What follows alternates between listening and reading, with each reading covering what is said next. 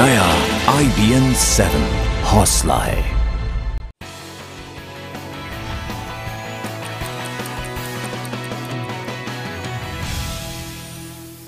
नमस्कार, देश दिन भर में आपका स्वागत है। शुरुआत एक बड़ी खबर से जो मलेशिया से आ रही है और बताया ये जा रहा है कि श्री श्री रविशंकर को दुनिया के सबसे खतरनाक और सबसे अमीर आतंकवादी संगठन ISIS ने जान से मार देने की धमकी दी है। बताया ये जा रहा है कि ये धमकी उन्हें उस वक्त दी गई जब वो मलेशिया में अपने एक शिविर का आयोजन कर रहे थे और ये खबर PTI के हवाले से आई है। मलेशिया के पेनांग में होटल जेन के मैनेजर को ये पत्र मिला है।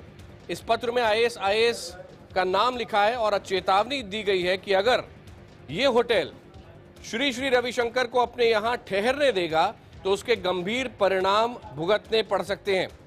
इसी लिफाफे में एक पत्र श्री श्री को जान से मारने की धमकी का पत्र भी है।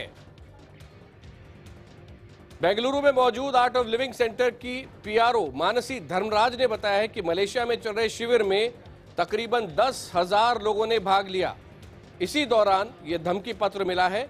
इस संबंध में भारतीय दूतावास और स्थानीय पुलिस को सूचित कर दिया गया है। तो बड़ी खबर इस वक्त ये आ रही है, दुनिया के सबसे खतरनाक आतंकवादी संगठन ISIS ने आर्ट ऑफ लिविंग के संस्थापक श्री श्री रविशंकर को जान से मारने की धमकी दी। आप जानते ही होंगे कि श्री श्री रविशंकर इराक भी जा चुके हैं पहले, लेकिन आइए सुनिए क्या कह रहे हैं आर्ट ऑफ लिविंग के प्रतिनिधि। Letters have been received a few days ago in Malaysia, and Sri Sri was in Cambodia at the time. He landed in Malaysia yesterday, and the authorities were notified immediately, as well as the Indian Embassy, and they have taken steps. And we have decided to go ahead with our programs anyway. We had a yoga program attended by about 10,000 people in the morning, and as we speak there is a program going on which Sri is addressing a crowd of 70,000 people. Plus there is another program tomorrow where he receives an award called the Brand Laureate Award. So we are going ahead with our programs. Who is the sender of these letters and what is the content they have in the letter? Letters were sent to, there were 3 letters in all. One was sent to the hotel manager, one to the director of the Art of Living, one to a senior faculty. And the content is threatening. It claims to be from ISIS. The content says if you go ahead with these programs, we will disrupt and we will cause harm. हमारी संवाददाता दीपा बालकृष्णन इस वक्त हमारे साथ है। दीपा, ये बताएं art of living क्या कह रहा है, क्योंकि इराक जा चुके हैं श्री श्री रविशंकर और इराक और सीरिया में ISIS जो इतना एक्टिव है उसने जान से मारने की धमकी दी है श्री श्री रविशंकर को।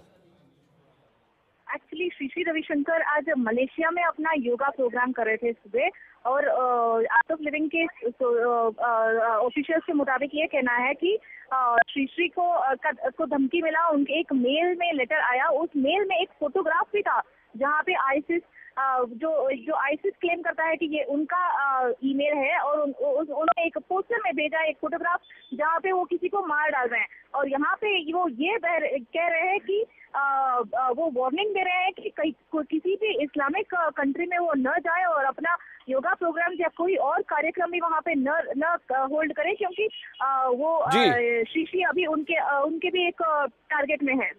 जी दीपा, हमारे साथ पूर्वी दिल्ली के सांसद महेश गिरी भी इस वक्त हमारे साथ हैं, जो गुरु मानते हैं अपना श्री श्री रविशंकर को। महेश गिरी जी, आपकी पहली प्रतिक्रिया?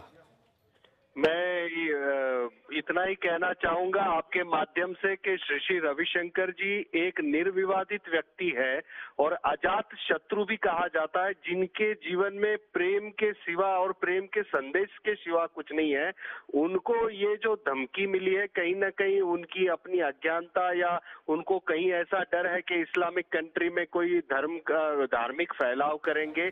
तो मैं इतना ही कहना चाहूंगा, श्री श्री रविशंकर जी अक्रॉस द बॉर्डर लगभग आज हम 157 देशों में आर्ट ऑफ लिविंग पहुंचा है और उसका पहुंचने का कारण अगर महेश गिरी जी, यहाँ सबसे महत्वपूर्ण बात ये आप कह रहे हैं कि ISI इस बात को समझ नहीं पा रहा है कि विश्व शांति का संदेश लेकर इराक गए थे श्री श्री रविशंकर, लेकिन क्या सरकार उन्हें इतनी सिक्योरिटी प्रोवाइड करेगी कि दुनिया में जब वो जाते हैं इस धमकी के बाद कि वो अभी भी इन देशों में जा पाएं और विश्व शांति का संदेश ले जा सके?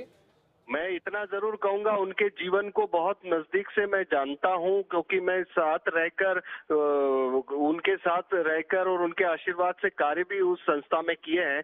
इराक जैसे राष्ट्र में जब बहुत ज्यादा तनाव था, ऐसे वक्त भी कई ऐसी धमकियां मिली थी उनको कि आप इराक ना जाएं, और वहां के रेड लाइट एरिया में भी उनको जाने के लिए मना किया था, पर उन्होंने कहा था कि मुझे कोई रोक नहीं सकता, मेरा कर्म है शांति फैलाना, और इस शांति फैलाने के लिए मैं कहीं भी जाऊंगा और किसी धमकियों से नहीं डरूंगा, क्योंकि यही करने के लिए मैं आया हूं। तो मुझे लगता है कि इस धमकी से श्री रविशंकर जी के कार्यों पर, उनके विचार पर और इस संस्था के काम पर कोई इतना असर नहीं पड़ेगा। हाँ, पर एक चिंता की बात जरूर है कि आज एक भारत के एक ऐसे संत जो स्पिरिचुअल एम्बेसडर है, तो हमारी सरकार के अंदर भी हम इस बात को रखेंगे कि जब वो जाएं और जब इस देश में रहे, ये धमकी ISIS के जो जिस प्रकार के कारनामे चल रहे हैं उसको देखते हुए सुरक्षा की चिंता जरूर होनी चाहिए।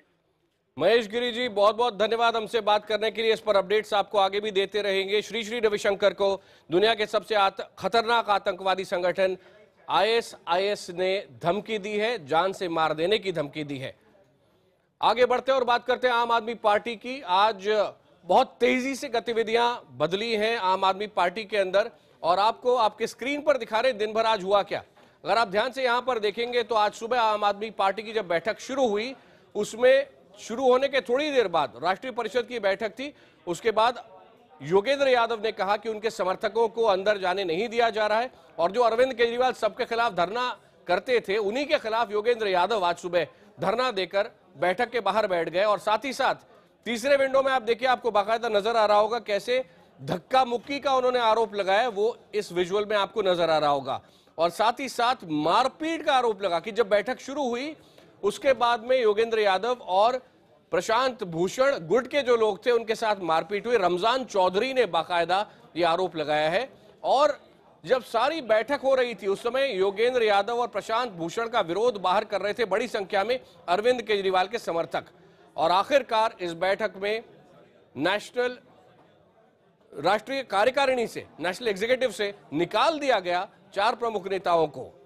तो ये अभी तक का घटनाक्रम है। लेकिन अभी एक बड़ी खबर आ रही है, और ये बड़ी खबर आ रही है दिल्ली से, जहां आम आदमी पार्टी की राष्ट्रीय परिषद से निकाले गए प्रशांत भूषण और योगेंद्र यादव गुट की दिल्ली के जंगपुरा में बैठक चल रही है। और वहां से खबर ये आ रही है कि इस बैठक में अरविंद केजरीवाल के करीबी माने जाने वाले विधायक पंकज पुष्कर भी शामिल हुए हैं। माना जा रहा है कि इस बैठक में आज राष्ट्रीय कार्यकारिणी से जबरदस्ती निकाले जाने और पार्टी में उनके रोल को लेकर आगे की रणनीति पर चर्चा हो रही है। कई दिनों से चली आ रही इस सारी कंट्रोवर्सी को अंतिम रूप देते हुए प्रशांत, योगेंद्र, अजीत झा और आनंद कुमार को बाहर निकाल दिया गया है राष्ट्रीय कार्यकारिणी से। योगेंद्र प्रशांत ने मीटिंग में लड़ाई झगड़े का भी आरोप लगाया था, लेकिन उनकी जो बैठक चल रही है वहां पर केजरीवाल के करीबी विधायक पंकज पुष्कर शामिल हुए हैं।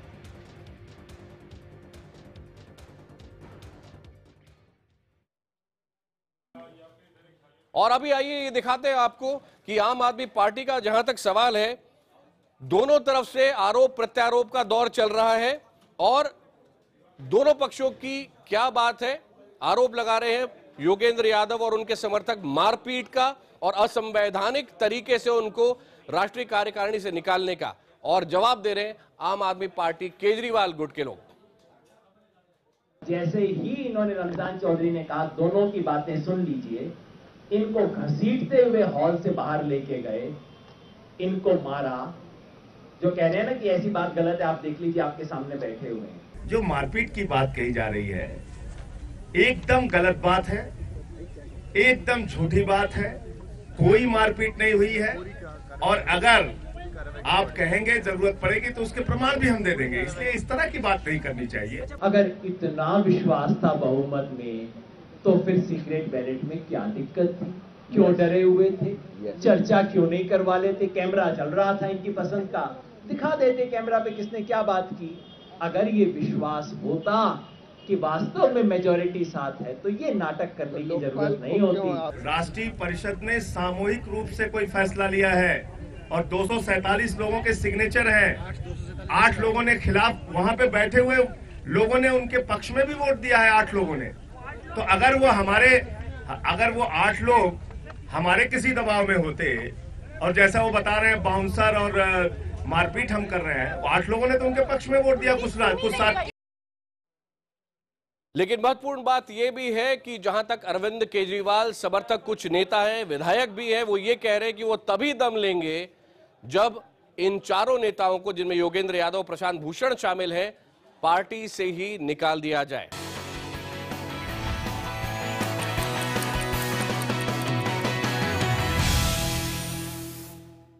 नेटवर्क 18 के चैनल IBN 7 पर आप बहुत सारी आंचलिक खबरें देखते होंगे। उसका कारण यह है कि ETV हमारा रीजनल न्यूज नेटवर्क बहुत ताकतवर है और हिमाचल और हरियाणा में इसने 1 साल पूरा किया है। देखिए रिपोर्ट। चंडीगढ़ में ETV के ऑफिस में जश्न का माहौल है और खुशी के इस मौके पर हरियाणा के मुख्यमंत्री भी चैनल की टीम के साथ शामिल है। नेटवर्क 18 के गुलदस्ते में ETV की जिम्मेदारी है क्षेत्रीय चैनल्स के जरिए दर्शकों को उनकी खबरें दिखाना। इसी कड़ी को मजबूत करने के लिए हरियाणा के मुख्यमंत्री के हाथों से उद्घाटन हुआ एक न्यूज बुलेटिन का। इस बुलेटिन का नाम है मारी बोली मारी खबर। जैसा कि नाम से ही जाहिर है, ये बुलेटिन हरियाणा की जनता के लिए है, जिसमें उन्हीं की भाषा में उन्हीं की खबरें दिखाई जाएंगी। हरियाणा हमारी अपनी बोली सुनेगा तो इससे बढ़िया और क्या हो सके। खूब बढ़िया बात है, अपने लोगों ने अपनी बोली में बात अच्छी तरह समझ आओ है। इस आम आदमी की आवाज को हरियाणा के गांव-गांव तक हम पहुंचाएंगे और मुख्यमंत्री से आशा करेंगे कि हम सरकार और जनता के बीच एक पुल का काम करेंगे। As an instrument of governance वो इस चैनल को उपयोग में लें, जनता और सरकार के बीच एक पुल की तरह हम सब काम करते रहें। ETV हरियाणा और हिमाचल प्रदेश ने 1 साल के सफर में खबरों के प्रति अपनी जिम्मेदारी को समझा है और पूरी ईमानदारी से अपना फर्ज निभाया है। सफर अभी लंबा है। जिस तरह दर्शकों ने हम पर भरोसा दिखाया है, उससे हमारी जिम्मेदारियां और बढ़ी हैं। हमें यकीन है कि हम पूरी ईमानदारी से अपना फर्ज निभाते रहेंगे।